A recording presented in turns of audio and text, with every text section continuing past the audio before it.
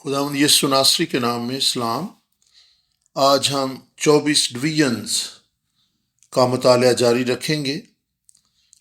آج خدا کے کلام میں سے پہلی تواریخ 24 باب اور پہلی 3 آیات کو پڑھیں گے۔ اور بنی ہارون کے فریق یہ تھے: ہارون کے بیٹے ندب، ابیہو، الیعزر اور اتمر تھے۔ اور ندب اور ابیہو اپنے باپ سے پہلے مر گئے اور ان کی اولاد نہ تھی، سو الیعزر اور اتمر نے کہانت کا کام کیا۔ اور داؤد نے الیعزر کے بیٹوں سے صدوق اور اتمر کے بیٹوں میں سے اخی ملک کو ان کی خدمت کی ترتیب کے مطابق تقسیم کیا۔ آمین۔ ایک بڑا گروپ لاویوں کا ہے اور ان کی 4 مختلف قسم کی ذمہ داریاں تھیں۔ ہم نے ہیکل میں کام کرنے والوں کے تعلق سے دیکھا اور وہ بھی لاویوں ہی میں سے چنے جاتے تھے۔ آج ہم کاہنوں کے تعلق سے بات کریں گے اور دیکھیں گے کہ کاہن بننے کے لیے کیا تقاضے تھے۔ اس میں سب سے پہلی شرط یہ تھی کہ وہ پیدائشی لحاظ سے لاویوں کے گھرانے میں پیدا ہوئے ہوں۔ اس کا مطلب یہ ہے کہ کاہن کسی بھی خاندان سے نہیں بلکہ صرف لاویوں کے گھرانے ہی سے چنا جاتا تھا۔ اور دوسری شرط یہ تھی کہ وہ ہارون کے گھرانے سے ہوں، کیونکہ ہارون کے گھرانے ہی کو یہ شرف اور اعزاز تھا کہ وہ کہانت کی ذمہ داریاں سنبھال سکیں۔ خروج کی کتاب 28 باب اس کی پہلی آیت بیان کرتی ہے: اور تو بنی اسرائیل میں سے ہارون کو جو تیرا بھائی ہے اور اس کے ساتھ اس کے بیٹوں کو اپنے نزدیک کر لینا، تاکہ ہارون اور اس کے بیٹے ندب اور ابیہو اور الیعزر اور اتمر کہانت کے عہدہ پر ہو کر میری خدمت کریں۔ اس حوالہ کے مطابق ہارون اور اس کے ساتھ اس کے 4 بیٹوں نے کہانت کے عہدوں پر فائز ہونا تھا، اور پھر اس کے بعد ان کے بیٹوں کی اولاد جو تھی انہوں نے یہ ذمہ داریاں سنبھالنا تھی، یعنی ہارون کی نسل میں یہ ذمہ داری، یہ منصب نسل در نسل منتقل ہوتا چلا جانا تھا۔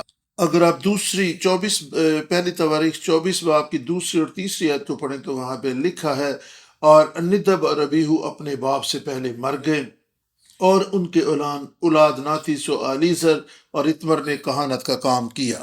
ہارون کے 4 بیٹے تھے، لیکن ندب اور ابیہو جو تھے وہ اس لیے مارے گئے کیونکہ انہوں نے وہ آگ خداوند کے حضور گزرانی تھی جس کی خدا نے انہیں اجازت نہیں دی تھی۔ ہارون کے 2 بیٹے یعنی الیعزر اور اتمر ہی رہ گئے جنہوں نے کہانت کی ذمہ داری کو نبھانا تھا، اور ان کے بعد ان کی نسل میں سے یہ سلسلہ آگے بڑھتا چلا جانا تھا۔ تیسری آیت سے: اور داؤد نے الیعزر کے بیٹوں میں سے صدوق اور اتمر کے بیٹوں میں سے اخی ملک کو ان کی خدمت کی ترتیب کے مطابق تقسیم کیا۔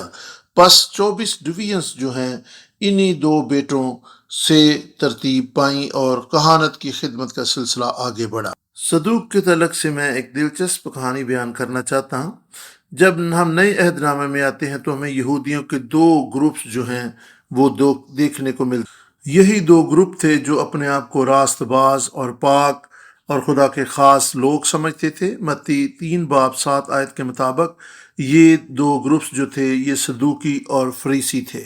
فریسی کے لیے عبرانی لفظ پراش استعمال ہوا ہے اور اس کا مطلب ہے الگ کرنا یا منفرد اور مختلف ہونا۔ یہ فریسی لوگ جو تھے اپنے آپ کو خدا کے لیے الگ رکھنا چاہتے تھے، سیگریگیٹ کرنا چاہتے تھے، اور بائبل مقدس کے مطابق سیگریگیٹ کا مطلب ہے پاک، خدا کے لیے پاک ہونا، خدا کے لیے مخصوص ہونا، خدا کے لیے الگ ہونا۔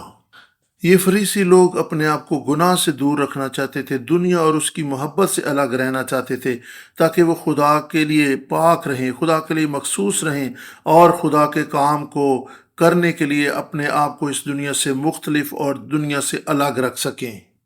پس فریسیوں نے اپنے آپ کو پاک رکھنے کے لیے کئی طرح کے اصول اور قاعدے قانون بنا رکھے تھے، طہارت کے کئی ایک چیزیں انہوں نے مرتب کر رکھی تھی تاکہ وہ خود کو اس دنیا سے اور گناہ بھری زندگی سے الگ اور پاک رکھ سکیں۔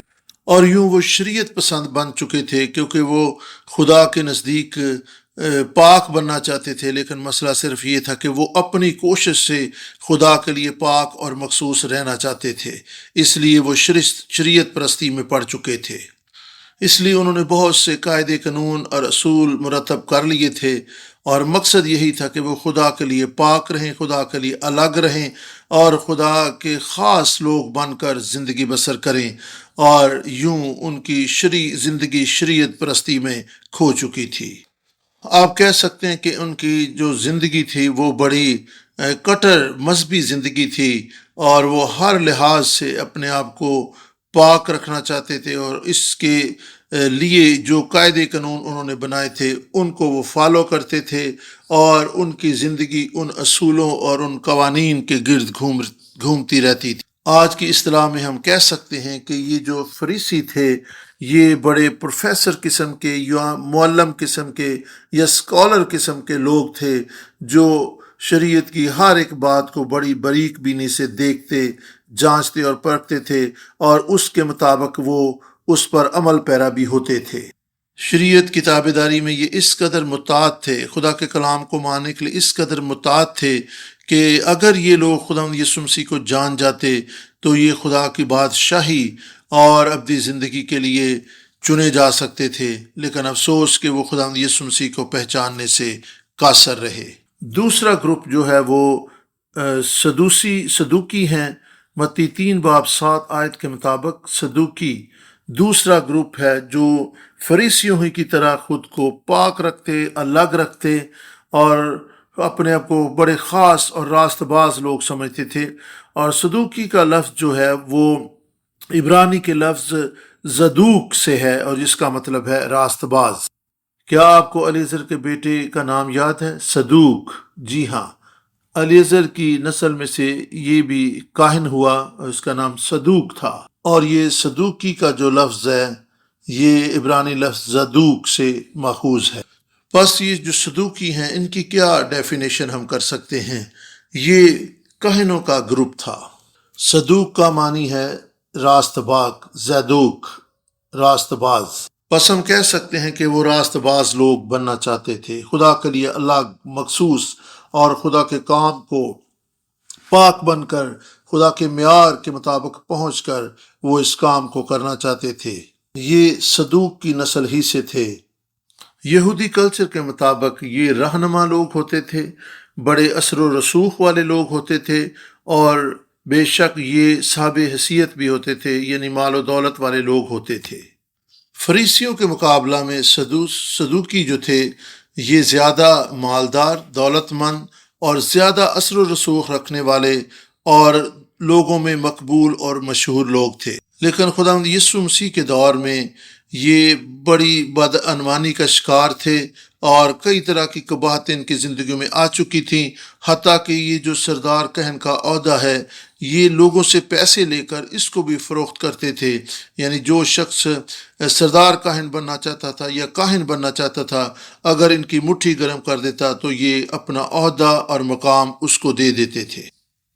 یہ صدوقی جو تھے یہودیوں ہی کی نسل میں سے تھے، لیکن یہ 3 باتوں پر ایمان نہیں رکھتے تھے، اور ہو سکتا ہے کہ یہ ان کی کرپشن اور بدعنوانی کی وجہ سے ہو۔ صدوقی جو تھے نہ تو وہ قیامت پر ایمان رکھتے تھے، نہ فرشتوں پر ایمان رکھتے تھے، اور نہ انسان کے روح کے وجود کو تسلیم کرتے تھے۔ لیکن فریسی جو تھے وہ ان تینوں چیزوں پر ایمان رکھتے تھے۔ اعمال 23:6-9 جب پلوس نے یہ معلوم کیا کہ بعض صدوقی اور بعض فریسی، تو عدالت میں پکار کر کہا کہ آئے بھائیو، میں فریسی اور فریسیوں کی اولاد ہوں، مردوں کی امید اور قیامت کے بارے میں مجھ پر مقدمہ ہو رہا ہے۔ جب اس نے یہ کہا تو فریسیوں اور صدوقیوں میں تکرار ہوئی اور حاضرین میں پھوٹ پڑ گئی، کیونکہ صدوقی تو کہتے کہ نہ قیامت ہوگی، نہ کوئی فرشتہ ہے، نہ روح، مگر فریسی دونوں کا اقرار کرتے ہیں۔ بس بڑا شور ہوا، اور فریسیوں کے فرقہ کے بعض فقی اٹھے اور یوں کہہ کر جھگڑنے لگے کہ ہم اس آدمی میں کچھ برائی نہیں پاتے، اور اگر کسی روح یا فرشتہ نے اس سے کلام کیا ہو تو پھر کیا؟ تو ہم پہلے ہی دیکھ چکے ہیں کہ صدوقی جو تھے وہ فریسیوں کی بنسبت زیادہ اثر و رسوخ والے اور صاحب حیثیت تھے، سو یہ اکٹھے نہیں چل رہے تھے، ان میں آپس میں بھی اختلافات پائے جاتے۔ جب پالوس رسول نے کہا کہ میں بھی فریسی ہوں، فریسیوں کی اولاد ہوں، تو جو فریسی تھے وہ پھر پالوس رسول کی سائٹ پر کھڑے ہو گئے، گویا ان کا رویہ جو تھا اس کے دفاع کا رویہ بن گیا۔ اور انہیں فریسیوں کا احساس ہوا تھا یہ تو ہمارا ہی بھائی ہے۔ انہوں نے کہا کہ ہم اس طریقے سے اس پالوس رسول کو صدوقیوں کے حوالے نہیں کر سکتے۔ جو ہی پالوس رسول نے کہا کہ میں بھی فریسی ہوں، تو پھر فریسی جب اس کے حمایتی بن کر کھڑے ہوئے تو سارا جھگڑا، ساری جو بحث و تکرار تھی وہ ختم ہو۔ پھر ایک فریسی نے اٹھ کر کہا کہ ہم اس آدمی میں کچھ برائی نہیں پاتے۔ اب وہ پولس رسول کا دفاع کرتے ہوئے نظر آ رہے ہیں کہ ہم کسی طرح سے بھی اسے صدوقیوں کے حوالہ نہیں کر سکتے۔ ہم دیکھ سکتے ہیں کہ فریسی تو قیامت، فرشتے اور روح پر ایمان ہی رکھتے، لیکن یہاں پر ان کا رویہ بدل گیا ہے۔ انہوں نے کہا اگر کسی روح یا فرشتہ نے اس سے کلام کیا ہو تو پھر کیا؟ مقصد یہی تھا کہ صدوقیوں کے ہاتھ سے پولس رسول کو بچایا جا سکے۔ ان کا رویہ پولس کا دفاع کرنے والا بن گیا۔ فریسی اور صدوقی دونوں ہی اچھے محرکات رکھتے تھے، اور ان کی نیت یہی تھی کہ وہ خدا کے لیے پاک، خدا کے لیے راست باز اور خدا کے لیے الگ اور منفرد رہیں، مختلف رہیں، اپنے آپ کو گناہ، ناپاکی اور دنیا کی محبت اور دنیاوی چیزوں سے دور رکھیں، تاکہ وہ خدا کے پاک خادم اور خدا کے لیے پاک برتن بن کر اس کی خدمت سر انجام دے سکیں۔ ان کے محرکات کا جہاں تک تعلق ہے، ان کی نیت کا جہاں تک تعلق ہے، اس میں کوئی بھی خرابی ہمیں دیکھنے کو نہیں ملتی۔ لیکن وقت گزرنے کے ساتھ ساتھ ہر طرح کی ناپاکی، گناہ، تکبر اور گھمنڈ اور مذہبی شریعت پرستی ان کی زندگیوں میں آ گئی۔ کئی طرح کی بدعنوانی اور کرپشن ان کی زندگی کا حصہ بن چکی تھی۔ یہ دونوں گروپس خداوند یسوع مسیح کو اپنے تکبر، گھمنڈ، کرپشن کی وجہ سے پہچان نہ سکے، اس کو دیکھ نہ سکے، اور ہم دیکھ سکتے کہ یہاں پر وہ انجیل کے مخالف بن کر کھڑے ہیں، وہ خداوند یسوع مسیح کے مخالف بن کر کھڑے ہیں۔ ہم اپنے مضمون پر واپس آئیں گے۔ ہم کاہن کے عہدے اور منصب پر بات کر رہے تھے۔ یہ کاہن ہی تھا جو قربانیاں گزرانتا اور دیگر جو رسومات ہوتی تھی ان کو سر انجام دیتا تھا۔ اور کاہن کے لیے جو عبرانی لفظ استعمال ہوا ہے وہ ہے کوہن، اور یہ سردار کاہن تھا جو ساری کہانت کی اور قربانیوں کی ذمہ داریوں کو پورا کرتا تھا۔ لوگ اس کے پاس قربانیاں لے کر آتے اور وہ خدا کے حضور ان کو پیش کرتا تھا۔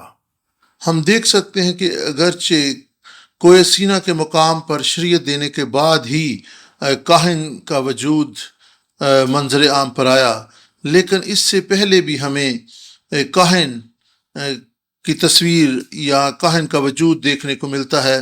پیدائش 14 باب 18 آیت میں ہم دیکھیں تو ملک صدق سالم کا جو بادشاہ تھا، وہ خدا کے کلام میں لکھا کہ وہ خدا تعالیٰ کا کاہن تھا۔ اس کا مطلب یہ ہے کہ ہر وہ شخص جو خدا کے حضور قربانیاں گزرانتا ہے وہ کاہن ہی ہے۔ عبرانی لفظ کاہن، کوہن، جس کا معنی کاہن ہے، پہلی دفعہ پیدائش 14 باب 18 آیت میں ملک صدق کے لیے استعمال ہوا ہے۔ پیدائش 14 باب 18 آیت، اور ملک صدق سالم کا بادشاہ روٹی اور میل لے آیا اور وہ خدا تعالیٰ کا کاہن تھا۔ یعنی ملک صدق نے خدا کے حضور قربانی گزرانی، خدا کے حضور پرستش کی، خدا کے حضور عبادت کی، اس لیے وہ کاہن ٹھہرا۔ پیدائش 12 باب 7 آیت، تب خداوند نے ابراہیم کو دکھائی دے کر کہا کہ یہی ملک میں تیری نسل کو دوں گا، اور اس نے وہاں خداوند کے لیے جو اسے دکھائی دیا تھا ایک قربان گاہ بنائی۔ یہاں پر ہم دیکھتے ہیں کہ ابراہیم نے بھی خدا کے حضور قربان گاہ بنائی، اپنی قربانی، اپنا ہدیہ خداوند کے حضور پیش کیا، اس کو سجدہ کیا، اس کی عبادت کی۔ کاہن وہی ہوتا ہے جو خدا کے حضور قربانیاں گزرانے، خدا کے حضور عبادت کی تمام رسومات کو سر انجام دے۔ اس حوالہ میں ابراہیم نے یہی کچھ تو کیا ہے۔ ہم دیکھ سکتے کہ ابراہیم جو ہے اسے بھی کاہن کے طور پر دیکھا جا سکتا ہے۔ پیدائش 26 باب 25 آیت خدا کے کلام میں لکھا ہے، اور اس نے وہاں مذبح بنایا اور خداوند سے دعا کی اور اپنا ڈیرا وہیں لگا لیا، اور وہاں اسحاق کے نوکروں نے ایک کنواں کھودا۔ بس یہاں پر ہم دیکھ سکتے ہیں کہ اسحاق نے بھی ایک مذبح بنایا ہے، اور اس نے خدا کے حضور قربانی گزرانی ہے۔ سو ہم کہہ سکتے ہیں کہ اسحاق کو بھی ہم کاہن کے طور پر دیکھ سکتے ہیں۔ گو کاہن جو تھے وہ شریعت دیے جانے کے بعد ہی باقاعدہ طور پر ان کو ان کے منصب پر بحال کیا گیا، مقرر کیا گیا، تو بھی یہ حوالہ جات ہمیں بتا رہے ہیں کہ کاہن جو ہے، ہر وہ شخص جو خدا کے حضور قربانی گزرانے، اس کی عبادت کرے اور عبادت کے انتظام و انصرام کو سنبھالے، وہ کاہن ہو سکتا ہے۔ آئیں ہم ایک اور حوالہ دیکھتے ہیں، پیدائش کی کتاب اس کا 35ویں باب کی 3 آیت کو ہم خدا کے کلام میں سے پڑھیں گے۔ پیدائش 35 باب اور اس کی 3 آیت خدا کے کلام میں اس طرح سے بیان کرتی ہے: اور آؤ ہم روانہ ہوں اور بیت ایل کو جائیں، وہاں میں خدا کے لیے جس نے میری تنگی کے دن میری دعا قبول کی اور جس راہ میں میں چلا میرے ساتھ رہا، مذبح بناؤں گا۔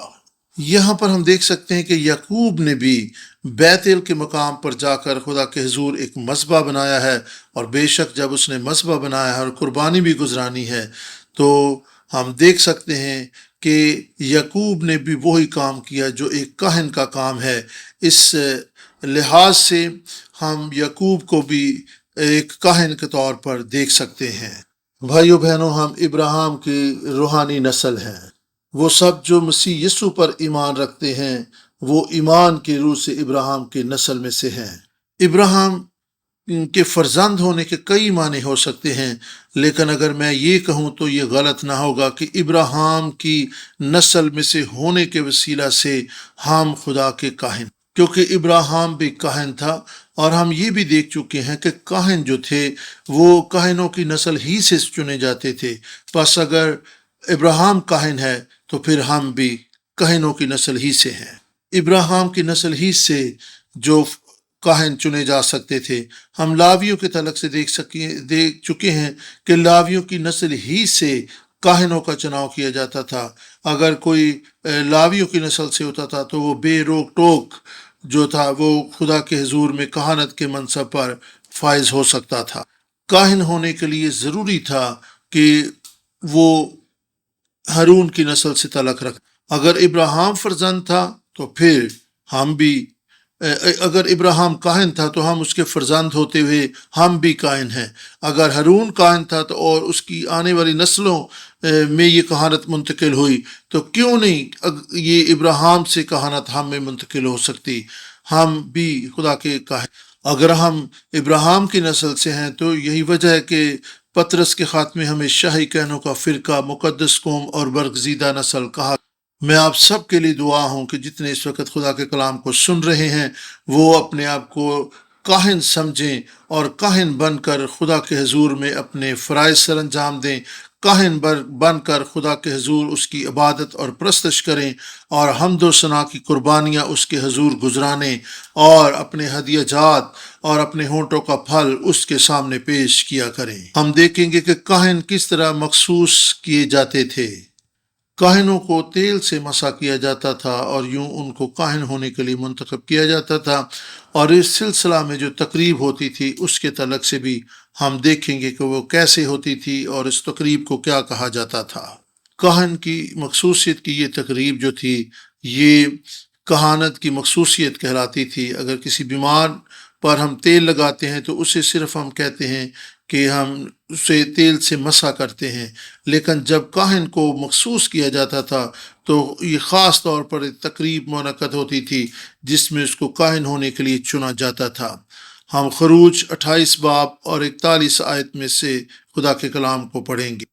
ہماری کلیسیا میں پاسبان، ایلڈر اور ڈیکنز کو مخصوص کیا جاتا ہے اور ان کے لیے باقاعدہ تقریب ہوتی ہے اور انہیں مسح کر کے خدا کی خدمت کے لیے چنا جاتا ہے۔ ہماری کلیسیوں میں 2 طرح کے ڈیکنز ہوتے ہیں، ایک وہ ڈیکنز جو ہمیشہ کے لیے مخصوص کیے جاتے ہیں، اور دوسرے وہ ڈیکنز جنہیں سال بسال خدا کی خدمت کے لیے مخصوص کیا جاتا ہے۔ جن لوگوں کی بطور ڈیکن، بطور ایلڈر، بطور پاسبان مخصوصیت ہوتی ہے، اس کا مطلب ہے کہ وہ ہمیشہ تک اپنی زندگی بھر اس منصب پر فائز رہیں گے اور خدا کے حضور عبادت، پرستش اور خدا کے حضور قربانیاں گزرانتے رہیں گے، عبادت اور خدا کے کلام کی خدمت کے لیے اپنے آپ کو دستیاب رکھیں گے۔ مخصوصیت کا مطلب ہے ہمیشہ کے لیے کسی کام کے لیے الگ ہو جانا۔ جب کوئی پاسبان خدا کے کام کے لیے مخصوص ہوتا ہے، خواہ وہ اس کلیسیا کے لیے کام کرے یا نہ کرے، وہ ہمیشہ کے لیے وہ خادم اور پاسبان ہوتا ہے، کیونکہ اس پر خدا کی طرف سے ہمیشہ کے لیے کاہن اور خادم ہونے کی مہر لگ چکی ہوتی ہے۔ مخصوصیت کا مطلب یہ ہے کہ ایک شخص نے ہمیشہ کے لیے اپنے آپ کو خدا کی خدمت کے لیے دے دیا ہے۔ اور مخصوصیت کی تقریب کا یہ مطلب ہے کہ وہ شخص علانیہ طور پر لوگوں کے سامنے اس بات کا اظہار اور اقرار کر رہا ہے کہ آج سے، اس وقت سے وہ خداوند کی خدمت کے لیے کمر بستہ رہے گا، اور خداوند کی خدمت کے لیے اپنی زندگی کو، اپنے وقت کو اور اپنا سب کچھ خداوند کی خدمت کے لیے مخصوص کرتا ہے۔ یہاں پر ہم لوگوں کے سامنے مخصوصیت کا ذکر کر رہے ہیں کہ وہ دنیا کے سامنے، لوگوں کے سامنے، خدا کی کلیسیا کے سامنے مخصوص ہوتے تھے اور اعلان کرتے تھے کہ وہ خدا کے خادم ہیں، کاہن ہیں۔ بس ہم کس طریقے سے خدا کے کاہن ہو سکتے ہیں؟ ہمارا تو اس دنیا میں یا جسمانی لحاظ سے کوئی مخصوصیت نہیں ہوئی، کوئی تقریب منعقد نہیں ہوئی، بس ہم کہہ سکتے ہیں کہ ہم روحانی طور پر مسح اور مخصوص کیے گئے ہیں کہ ہم خدا کے حضور میں خدمت گزاری کا کام سر انجام دے سکیں۔ بس ہماری مخصوصیت جسمانی، دنیاوی یا کسی تقریب میں نہیں، ہماری مخصوصیت خدا کی طرف سے روحانی طور پر ہو چکی ہے۔ کوئی بھی شخص جو ہے وہ مخصوصیت کے بغیر خدا کا کاہن اور خادم نہیں ہو سکتا۔ ہم اس لیے اپنے آپ کو خدا کے خادم اور کاہن ہو سکتے ہیں، کہتے ہیں، کیونکہ خدا نے ہمیں بلایا ہے، خدا نے ہمیں کاہن مقرر کیا ہے، ہمارا بلاوا خداوند کی طرف سے ہے۔ بس اگر خدا نے ہمیں اپنے کاہن اور خادم ہونے کے لیے بلایا ہے تو پھر کسی بھی دنیاوی جسمانی کہانت کی ضرورت نہیں ہے۔ کاہن وہ ہے جو خدا کے حضور قربانیاں گزرانے، خدا کے حضور عبادت کے انتظام و انصرام میں اپنی خدمات پیش کرے۔ بس یہی کچھ تو ہم کر رہے ہیں، اور بائبل مقدس اس بات کی شاہد ہے۔ اور بائبل مقدس نے ایمانداروں کو شاہی کہنوں کا فرقہ، مقدس قوم، برگزیدہ نسل قرار دیا ہے۔ بس ہماری مخصوصیت روحانی ہے۔ بس اگر ہم شاہی کہنوں کا فرقہ اور مقدس قوم ہیں تو ہماری ذمہ داری ہے کہ ہم زندگی کے آخری دن تک اس کی خدمت میں مگن رہیں، سرگرم رہیں۔ ایسا نہیں کہ ہم پہلے 3 سال خدمت کر لیں اور پھر کہیں نہیں جی بس اب تو میں تھک گیا ہوں۔ ایسا ممکن نہیں۔ مخصوص لوگوں کو ہمیشہ کے لیے اپنے آپ کو خدمت کے لیے دے دینا ہوتا تھا، اور وہ خدا کی خدمت کرتے رہتے تھے۔ جب ہماری مخصوصیت ہو جاتی ہے تو پھر ہم ہمیشہ کے لیے خدا کے کاہن اور مخصوص شدہ خادم بن جاتے ہیں، خواہ ہم اس خدمت میں دوبارہ دل لگائیں یا نہ لگائیں، لیکن تو بھی ہم پر خدا کی مہر ہوتی ہے کہ ہم خدا کے چنے ہوئے مخصوص خادم ہیں۔ خروج 28 باب 41ویں آیت میں خدا کا کلام بیان کرتا ہے، اور تو یہ سب اپنے بھائی ہارون اور اس کے ساتھ اس کے بیٹوں کو پہنانا اور ان کو مسح اور مخصوص اور مقدس کرنا، تاکہ وہ سب میرے لیے کاہن کی خدمت کو انجام دیں۔ بس ہم دیکھ سکتے ہیں کہ کاہنوں کو مسح اور مخصوص کیا جاتا تھا۔ مخصوص ہونے والے لوگوں کو، خدام کو، کاہنوں کو ایک خاص تقدیس کی ضرورت ہوتی تھی۔ کاہن کا بڑی باریک بینی سے مشاہدہ کیا جاتا تھا، معائنہ کیا جاتا تھا، اور اسے پاکیزگی کے کئی ایک طریقوں اور مرحلوں سے گزرنا ہوتا تھا۔ اسے خدا کے حضور پاک، مسح اور مخصوص ہو کر خدا کے حضور میں ایک مقدس زندگی گزارنے کے لیے اپنے آپ کی تقدیس کرنے یا اپنے آپ کو پیش کرنا ہوتا تھا۔ سب سے پہلے ہم کاہنوں کے تعلق سے دیکھتے ہیں جو مخصوص کیے جاتے تھے۔ ازدواجی زندگی کے تعلق سے خدا کا کلام ان کے لیے کیا بیان کرتا ہے، اس کے لیے ہم احبار 21 باب 7 اور 8 آیت کو دیکھیں۔ احبار 21 باب 7 آیت، اور وہ کسی فاحشہ یا ناپاک عورت سے بیاہ نہ کریں، اور نہ اس عورت سے بیاہ کریں جسے اس کے شوہر نے طلاق دی ہو، کیونکہ کاہن اپنے خدا کے لیے مقدس ہے۔ آمین۔ یہاں پر خدا کا کلام بیان کرتا ہے کہ کاہن کو کن عورتوں سے شادی نہیں کرنی۔ سب سے پہلے ان پر یہ قدغن اور پابندی لگائی گئی تھی کہ وہ کسی فاحشہ عورت سے شادی نہ کریں، اور اس کے لیے جو عبرانی لفظ استعمال ہوا ہے کسبی کے لیے یا فاحشہ عورت کے لیے، وہ زانیہ ہے۔ اس کا مطلب ہے ناپاک عورت۔ فاحشہ یا کسبی وہ عورت ہوتی ہے جو روپے پیسے کی خاطر جسم فروشی کرتی ہے، اور دوسری عورت جس سے انہیں شادی نہیں کرنی تھی وہ تھی ناپاک عورت، اور اس کے لیے عبرانی لفظ استعمال ہوا ہے حلال، اور اس کا مطلب ہے آلودہ، جسمانی طور پر آلودہ عورت۔ ناپاک عورتیں وہ ہوتی تھی جو روپے پیسے کی خاطر جسم فروشی تو نہیں کرتی تھی، لیکن اپنی عیش و عشرت میں وہ غیر مردوں کے ساتھ ہم بستر ہوتی تھیں۔ سو خدا کے کہنوں کو منع کیا گیا کہ وہ ایسی عورتوں سے بھی ازدواجی تعلق نہ بنائیں۔ ناپاک اور اسے بھی کہا جاتا تھا جو ممنوع جنسی تعلق قائم کرتی تھی، یعنی بائبل مقدس میں جس جنسی تعلق پر پابندی لگائی گئی تھی وہ اس حد کو پار کر کے کسی غیر مرد سے جنسی تعلق بنائے، تو خدا نے ایسی عورتوں سے بھی کہنوں کو دور رہنے کے لیے یا ان سے ازدواجی تعلق قائم نہ رکھنے کے لیے کہا۔ اور پھر طلاق یافتہ عورت سے بھی کہنوں کو شادی کرنے سے منع کیا گیا تھا، اور طلاق یافتہ عورت کے لیے عبرانی لفظ گاراش استعمال ہوا ہے۔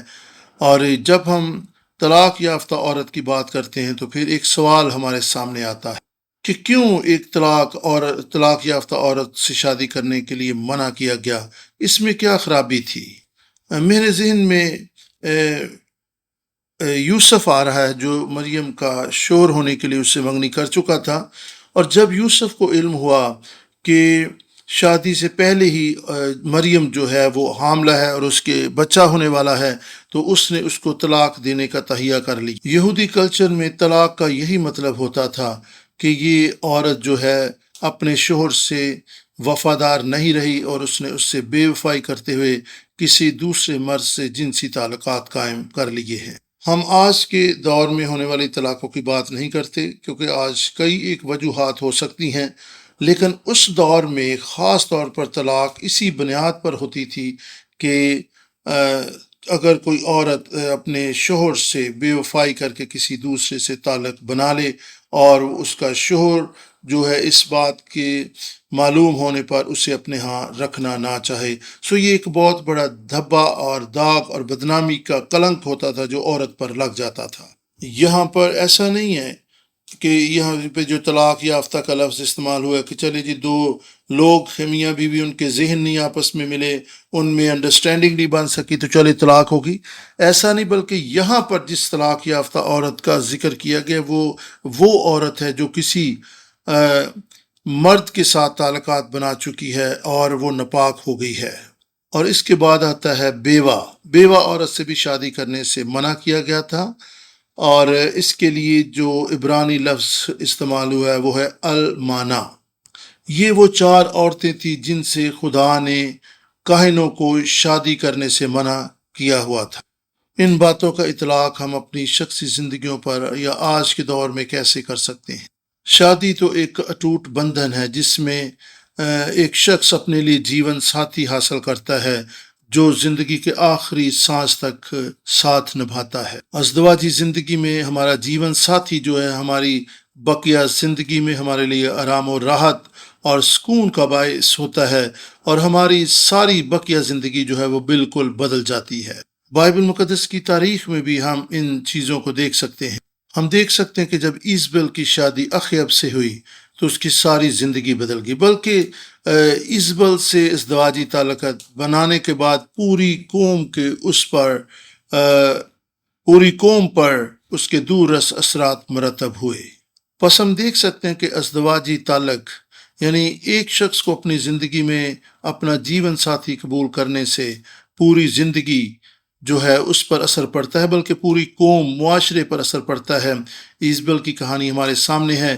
یہی وجہ کہ خدا نے کاہنوں کو ازدواجی تعلق میں بہت ہی ازدواجی رشتے ناطے قائم کرنے کے تعلق سے بہت ہی سخت قوانین دیے تاکہ وہ اپنے بدنوں کو، اپنی نسل کو، اپنی زندگیوں کو خداوند کے لیے پاک اور مخصوص رکھ سکیں، کیونکہ خدا جانتا تھا کہ ان کی زندگی میں آنے والی عورت جو ہے وہ ان کی زندگی، ان کی خدمت اور قوم پر گہرے اثرات مرتب کرے گی۔ ہم دیکھ چکے ہیں کہ کہانت کی جو ذمہ داری اور منصب ہے یہ نسل در نسل منتقل ہوتا تھا، یعنی اگر ہارون کاہن ہے تو پھر لازم ہے کہ اس کے بیٹے بھی جو ہیں وہ کہانت کی ذمہ داریاں سنبھالیں۔ اگر ازدواجی رشتے ناطے قائم کرنے کے تعلق سے غلطی ہو جاتی، کسی غلط عورت سے شادی کر لی جاتی، تو پھر پوری نسل پر، پوری قوم، پورے گھرانے پر اور کہانت کی ذمہ داریوں پر بھی، کہانت کے منصب پر بھی گہرا اثر پڑنا تھا، کیونکہ پوری نسل اس عورت کے سبب سے متاثر ہونی تھی۔ فرض کریں کہ ایک صاف ستھرا پانی ہو، لیکن اگر اس میں کوئی گندے پانی کا قطرہ پھینک دے، نالی سے کوئی 2 قطرے اس میں ڈال دے، تو آپ جانتے ہیں کہ وہ سارا پانی ناپاک ہو جائے گا اور کوئی بھی پھر اس کو استعمال میں نہیں لائے گا۔ یہی کچھ تو خدا یہاں پہ کہہ رہا تھا کہ اگر تم نے میری خدمت کرنی ہے، میرے لیے کاہن بنے رہنا ہے، تو اپنی نسلوں کو میرے لیے پاک رکھو، میرے لیے پاک بنے رہو۔ یہ بات صرف ہارون اور اس کی نسل کے لیے نہیں تھی، یہ ساری باتیں آج ہمارے لیے بھی ہیں، کیونکہ خدا نے ہمیں اپنے کاہن ہونے کے لیے، خادم ہونے کے لیے چنا ہے، کلیسیا نے ہمیں مخصوص کیا ہے۔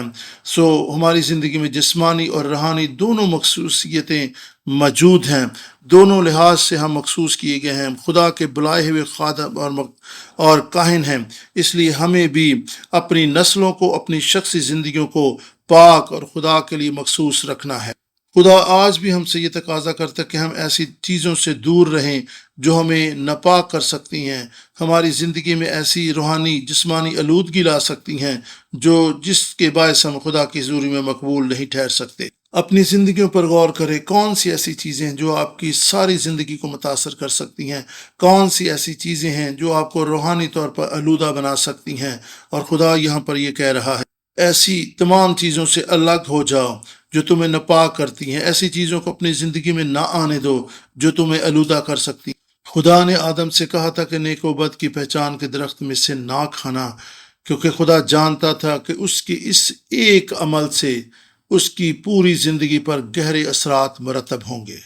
یہی وجہ ہے کہ خدا نے اسے کہا، مطاعت رہنا، تو نیک و بد کے پھل کے درخت میں سے نہ کھانا، کیونکہ پوری زندگی اس کی جو تھی اس سے متاثر ہونی تھی، اور آنے والا وقت اس سے بدل جانا تھا۔ اور ہم دیکھ سکتے ہیں کہ بنی نوع انسان کی زندگیوں پر بھی، آنے والی نسلوں پر بھی اس کے اس عمل کے گہرے اثرات مرتب ہوئے۔ بس جب آدم نے خدا کی نافرمانی کرتے ہوئے وہ پھل کھا لیا تو اس کی زندگی بدل گئی، وہ آلودہ ہو گیا، روحانی طور پر وہ مردہ ہو گیا، گناہ اس کی زندگی میں آ گیا اور وہ خدا سے الگ ہو گیا، اسے باغ عدن سے نکال دیا۔ خدا یہ کہہ رہا کہ ان چیزوں سے دور رہو، اپنے آپ کو الگ رکھو۔ اگر تم میری خدمت کرنا چاہتے ہو تو پھر ضرور ہے کہ تم میرے لیے پاک بنے رہو۔ اور یہاں پر خاص طور پر میں صرف ان عورتوں کی بات نہیں کر رہا جن کا ابھی ہم نے ذکر کیا، جن سے کاہنوں کو شادی نہیں کرنی تھی، بلکہ ہمیں ہر اس چیز سے دور بھاگنا ہے، ہر اس چیز کو اپنی زندگی میں آنے سے روکنا ہے جو ہمیں ناپاک کر سکتی ہے، روحانی طور پر آلودہ کر سکتی ہے اور ہماری مخصوصیت پر دھبا لگا سکتی ہے، اور ہمیں خدا کے حضور خدمت کرنے کے لیے نااہل بنا سکتی ہے۔ خدا ہمیں ایسی تمام چیزوں سے دور رہنے کے لیے کہہ رہا ہے جو ہمیں آلودہ کر رہی ہیں۔ خدا ہمیں ایسی تمام چیزوں کو دیکھنے سے، خدا ہمیں ایسی تمام باتوں کو سننے سے بھی روک رہا ہے جو ہمیں آلودہ کر رہی ہیں، بلکہ خدا کہہ رہا ہے کہ ان چیزوں سے دور بھاگو، میرے لیے پاک بنے رہو۔ میں نے تمہیں مخصوص کیا ہے، میں نے تمہیں بلایا ہے اس لیے کہ تم میرے ہو، تم پاک ہو کیونکہ میں پاک ہوں۔ کاہن کی مخصوصیت کے لیے، اس کی تقدیس کے لیے یہ پہلی چیز تھی، پہلی شرط تھی جس کو انہوں نے مد نظر رکھنا تھا اور احتیاط کر کے اس پر عمل پیرا ہونا تھا۔ اس کے لیے ازدواجی تعلق اور رشتے ناطے بنانے میں انہیں بہت ہی مطاعت رویہ اختیار کرنا تھا۔ پیارے بہنوں بھائیوں، ہمیں بھی مطاعت رہنا ہے، دیکھتے رہنا ہے، غور سے دیکھنا ہے کہ ہمارے ارد گرد کون سی ایسی چیزیں ہیں، کون سی ایسی اعمال ہیں، کیسے طرز زندگی ہیں، کیسی باتیں ہیں، کیسی رفاقت ہے جو ہمیں آلودہ کر سکتی ہیں، جو ہمیں خدا کی خدمت کے لیے نااہل قرار دے سکتی ہیں۔ اگر ہمیں علم ہو جائے کہ یہ چیز ہے یا فلاں چیز ہے جو ہمیں آلودہ کر رہی ہے، ان چیزوں کی طرف توجہ دینا چھوڑ دیں، ان چیزوں کو سننا چھوڑ دیں، ان چیزوں کو دیکھنا چھوڑ دیں جو آپ کو آلودہ کر رہی ہیں۔ خدا ہمیں مطاعت رویہ اختیار کرنے کے لیے کہہ رہا ہے۔ اس کے بعد ہے پاک ہونے کے تعلق سے رسومات۔ اس کے لیے ہم گنتی 19 باب کی 11 سے 13 آیت کو پڑھیں گے۔ جو کوئی کسی آدمی کی لاش کو چھوئے وہ 7 دن تک ناپاک رہے گا، اور ایسا آدمی تیسرے دن اس راکھ سے اپنے آپ کو صاف کرے تو وہ 7ویں دن پاک ٹھہرے گا، پر اگر وہ تیسرے دن اپنے کو صاف نہ کرے تو وہ 7ویں دن پاک نہیں ٹھہرے گا۔ یہاں پر ہم نے دیکھا کہ کاہن جو کسی ناپاک چیز کو چھو لے یا لاش کو چھو لے تو وہ ناپاک ہو جائے۔ 13 آیت، جو کوئی آدمی کی لاش کو چھو کر اپنے کو صاف نہ کرے وہ خدا کے مسکن کو ناپاک کرتا ہے، وہ شخص اسرائیل میں سے کاٹ ڈالا جائے گا، کیونکہ ناپاکی دور کرنے کا پانی اس پر چھڑکا نہیں گیا، اس لیے وہ ناپاک ہے، اس کی ناپاکی اب تک اس پر ہے۔ کسی بھی ناپاک چیز کو چھونے کے سبب سے کاہن ناپاک ہو سکتا تھا، اس میں لاش کو چھونا بھی شامل تھا، اس کو چھونے سے بھی ناپاک ہو سکتا تھا۔ مخصوص شدہ لوگ بھی جب ناپاک ہو جاتے تھے تو وہ خدا کے حضور خدمت کرنے کے لیے اہل نہیں ہوتے تھے، اور بائبل مقدس میں ہم دیکھ سکتے ہیں کہ کاہنوں کو اجازت نہیں ہوتی تھی کہ وہ لوگوں کے جنازوں میں شرکت کریں، انہیں لاش کے قریب جانے حتیٰ کہ اس جگہ پر جانے کی بھی اجازت نہیں تھی جہاں پر لاش پڑی ہوتی تھی، کیونکہ وہ خدا کے کاہن تھے اور انہیں خدا کے لیے پاک بنے رہنا تھا۔ بائبل مقدس میں اس تعلق سے کچھ استثناء بھی شامل ہیں، وہ اپنے کسی قریبی رشتہ دار کے تعلق سے اس جنازے میں شرکت کر سکتا تھا، وہ رو سکتا تھا، لیکن بالعموم کاہن کو اجازت نہیں تھی کہ وہ کسی کے جنازے میں شرکت کرے یا اس جگہ پر جائے جہاں پر لاش رکھی ہوئی ہے۔ آج کے دور میں ہم دیکھتے ہیں کہ پاسٹر صاحبان جنازہ کرتے ہیں، جو ساتھ ہوتے ہیں ایلڈرز، وہ اس عبادت میں ان کی معاونت کرتے ہیں، اور پھر ڈیکنز اور کلیسیا کے دوسرے لوگ جو ہوتے ہیں وہ جنازے کو کندھا بھی دیتے ہیں۔ آج کے دور میں ایسا ہوتا ہے، لیکن گنتی 19 باب 11 سے 13 آیت کا اطلاق آج ہمارے زمانے میں ہم پر جسمانی لحاظ سے نہیں ہو سکتا، کیونکہ پھر تو کوئی شخص جو ہے جو کلیسیا میں آتا ہے، چونکہ وہ سبھی کاہن ہیں، وہ پاک لوگ ہیں، اس طرح تو کوئی بھی کسی شخص کے جنازے میں شرکت نہیں کرے گا، اور اگر ایسا ہی رویہ اور ایسا ہی طرز عمل ہوگا تو کوئی چرچ میں بھی نہیں آئے گا۔ بائبل مقدس اور پھر مخلصی کا تاریخ بیان کرتی ہے کہ جو گناہ ہے، جو موت ہے، وہ گناہ کے سبب سے ہے۔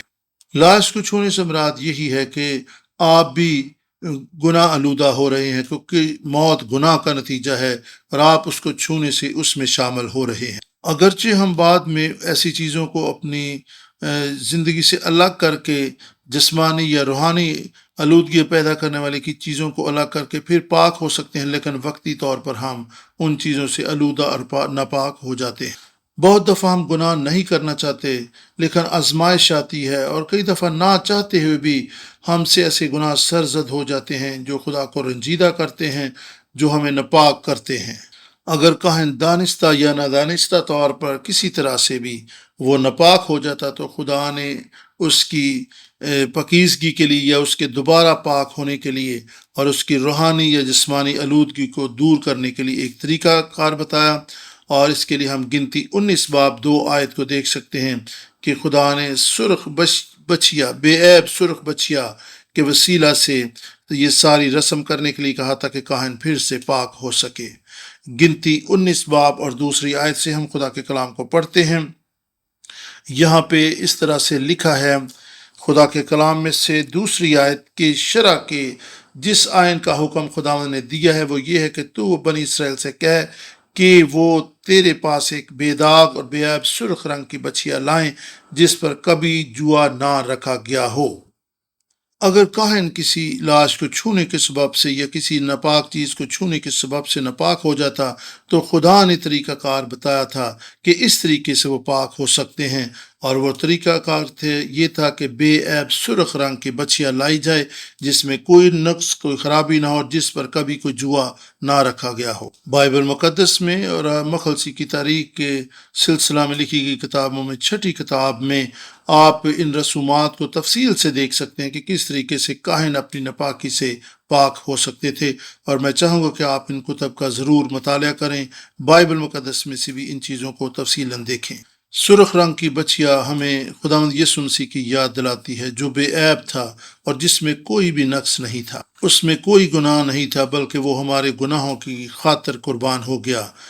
اور یہ آنے والے مسیح کی عکاسی ہے جو ہمیں اس سرخ بچیا میں دکھائی دیتی ہے۔ یہ خداوند یسوع مسیح کی مخلصی بخش قربانی و کفارہ ہے جو اس سرخ بچیا کے وسیلہ سے ہمیں دیکھنے کو ملتا ہے۔ ہمیں اپنی روزمرہ زندگی میں جب ہم دانستہ اور ندانستہ طور پر ناپاک ہو جائیں، یسوع کے خون سے اپنے آپ کو پاک کرتے رہنا ہے۔ اگر ہمیں خدا کی خدمت کرنا ہے تو پھر ہمارا پاک ہونا ضروری ہے۔ اور جب ہم خدمت کی بات کرتے ہیں تو اس سے مراد یہ نہیں کہ آپ کوائر میں کھڑے ہوں، کلام سنائیں، میٹنگ پرزائڈ کریں، ایسا نہیں، بلکہ ہم سب زندہ خدا کا مقصد ہیں۔ ہم خدا کے لیے پاک ہونے کے لیے بلائے گئے ہیں اور ہم خدا کا گھر ہیں۔ ہم روزمرہ زندگی میں کیسے مخصوص شدہ خادم ہو سکتے ہیں، کیسے ہم خدا کے بلائے ہوئے کاہن ہو سکتے ہیں۔ ہم روزمرہ زندگی میں اپنے آپ کو دیکھیں اور جانچیں اور پرکھیں۔ روزمرہ زندگی میں ہمارے اوپر آزمائش آ سکتی ہے، ہم خیالوں سوچوں میں دانستہ نادانستہ طور پر ناپاک ہو سکتے ہیں، اس لیے خدا نے ہمارے لیے بے عیب قربانی کا انتظام کیا ہے جو ہمیں یہاں پر سرخ بچیا کی صورت میں نظر آتی ہے اور ہمارے خداوند یسوع مسیح کو پیش کرتی ہے۔ ہم اس کے خون کے وسیلہ سے روزمرہ کی زندگی میں پاک ہو سکتے ہیں تاکہ ہم خدا کی ہیکل میں اس کی خدمت کو جاری رکھ سکیں۔ اگر ہمیں خداوند کی خدمت کرنا ہے تو پھر پاک ہونا ضروری ہے۔ روزمرہ زندگی میں اگر ہم سے کوئی گناہ سرزد ہو جائے تو پھر ہم یسوع کے خون پر بھروسہ کریں، یسوع کے خون پر انحصار کریں اور روزمرہ زندگی میں اپنے آپ کو پاک کرتے رہیں تاکہ ہماری مخصوصیت، ہماری کہانت قائم رہے اور ہم کسی طور پر بھی خدمت کے لیے نااہل نہ ٹھہریں۔ صرف یسوع کے خون پر توکل اور بھروسہ کر کے، یسوع کے خون کو اپنے اوپر لے کر ہم پاک ٹھہر سکتے ہیں، پاک ہو سکتے ہیں اپنے گناہوں سے، اپنی ہر طرح کی آلودگی سے، اور اس یسوع کے خون ہی کے وسیلہ سے ہم خدا کی خدمت کے لیے اہل ٹھہرتے ہیں۔ روزمرہ زندگی میں جب طرح طرح کی آزمائشیں، طرح طرح کی غلطیاں، خطائیں ہم سے سرزد ہو جائیں، طرح طرح کی ابلیس کی طرف سے ہمیں ترغیبیں دی جائیں اور ہم خداوند کی حضوری میں جھکیں، ہم دعا کریں، خداوند یسوع کے نام کو پکاریں، یسوع کے نام سے پاک ہونے کے لیے، اپنے خیال و سوچوں کو پاک کرنے کے لیے اس کے حضور میں جھک جائیں، اس پر بھروسہ اور توکل کریں۔ یسوع کے خون کے وسیلہ ہی سے ہماری خطائیں، غلطیاں، گناہ اور روحانی جسمانی آلودگی پاک ہوتی ہے اور ہم خدا کے مخصوص خادم، ہمیشہ کے لیے خدا کے کاہن بنے رہتے ہیں۔ اور تیسری بات، کاہنوں کو جس طرح سے مطاعت رہنا تھا، اور یہ آخری بات ہے جس پر ہم بات کریں گے، اور وہ ہے خوراک۔ نہمیہ 7 باب 65 آیت بیان کرتی، حاکم نے ان سے کہا کہ وہ پاک ترین چیزوں میں سے نہ کھائیں جب تک کوئی کاہن عریم اور تمیم لیے ہوئے برپا نہ ہو۔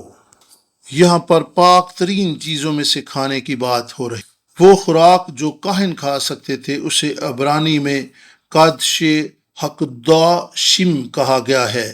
اس کا مطلب ہے نہایت پاک یا پاک ترین۔ یہاں پر سکرین پر آپ دیکھیں تو قادش جو ہے یہ 2 مرتبہ استعمال ہوا ہے، قادش حقداشم، اس کا مطلب ہے نہایت پاک یا پاک ترین۔ جب ہم خیمہ اجتماع کی طرف جاتے ہیں تو وہاں پہ ہمیں پاک اور پھر پاک ترین مقام دیکھنے کو ملتا، لیکن یہاں پر ہم پاک ترین یا پاک مقام کی بات نہیں کر رہے، لیکن یہاں پہ ہم پاک ترین خوراک کی بات کر رہے ہیں جس کے تعلق سے کاہنوں کو کھانے کی اجازت دی گئی تھی۔ یہاں پر خوراک کو پاک ترین یا نہایت پاک کہا گیا ہے۔ صرف کاہنوں کو اجازت تھی کہ وہ نہایت پاک یا پاک ترین خوراک میں سے کھا سکیں، لیکن اس کا آج کے دور میں ہرگز یہ مطلب نہیں کہ پاسبان جو ہے اسے ہی ہمیشہ اچھی اعلیٰ قسم کی خوراک کھانی چاہیے۔ لیکن پھر خدا نے بائبل مقدس میں یہ بھی کچھ ایسی صورتحال بھی بتائی جس میں پاک ترین خوراک کو نہیں کھایا جا سکتا تھا۔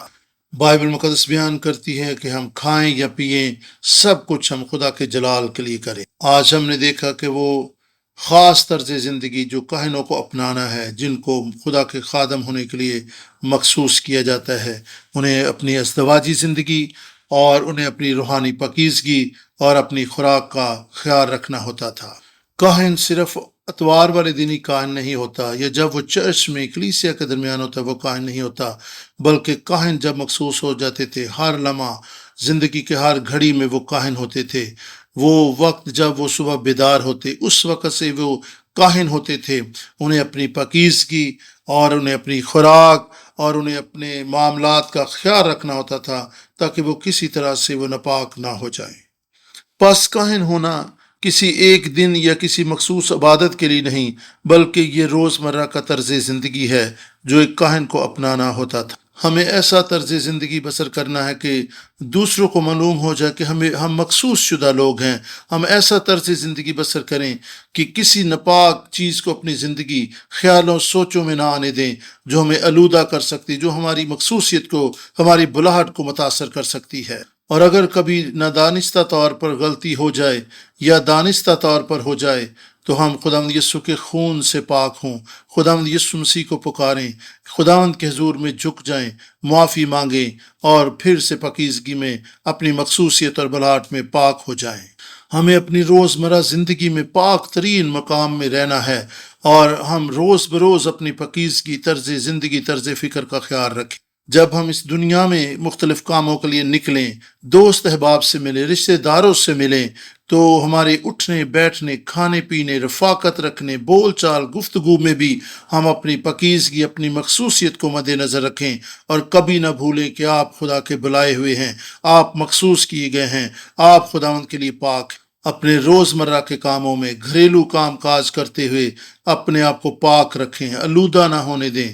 کوئی بری سوچ، کوئی برا خیال، کوئی برا رویہ آپ کی زندگی میں آپ کو ناپاک نہ کرنے پائے۔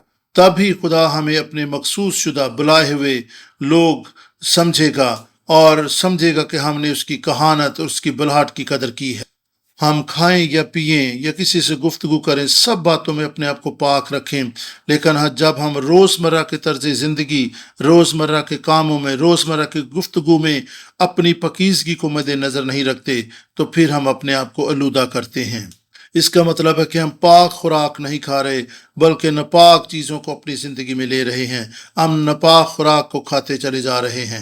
خدا ایسے لوگوں کی تلاش میں نہیں ہے جو کلیسیا میں یا چرچ میں اپنی ذمہ داریوں کو اچھے طریقے سے نبھا رہے ہیں اور مطمئن ہو جائیں کہ ہم خدا کے خادم ہیں، بلکہ خدا آج ایسے لوگوں کا متلاشی ہے جو اس کے لیے ہر وقت، ہر دن اور پوری زندگی پاک بنے رہیں، مخصوص رہیں۔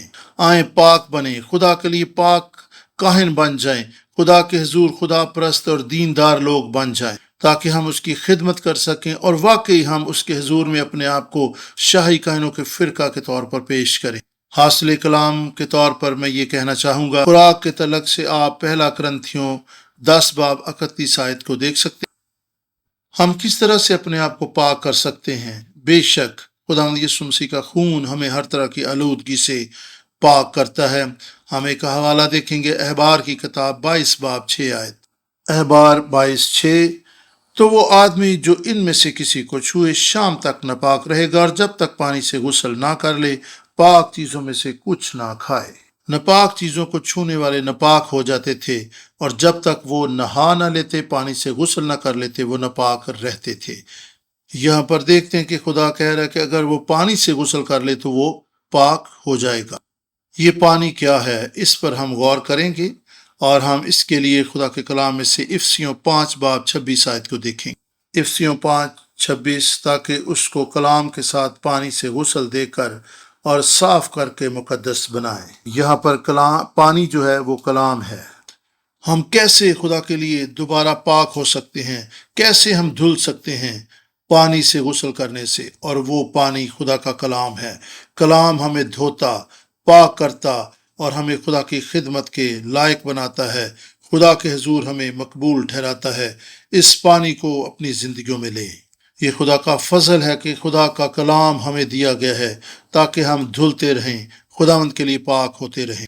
خداوند کی شکر گزاری ابراہیم پارک کی لکھی ہوئی کتب کے لیے، مخلصی کی تاریخ کے سلسلہ میں لکھی گئی کتابوں کے لیے بھی، جن کے وسیلہ سے ہم بائبل مقدس کو اور بھی زیادہ تفصیل کے ساتھ جان سکتے ہیں، سمجھ سکتے ہیں۔ یہ کلام ہی ہے جو ہمیں پاک ٹھہراتا ہے۔ کلام کے وسیلہ سے ہی، کلام کو سمجھنے کے وسیلہ سے ہی ہم دھلتے چلے جاتے ہیں، روحانی آلودگی سے پاک ہوتے چلے جاتے ہیں، خدا کے لیے پاک بنتے چلے جاتے ہیں۔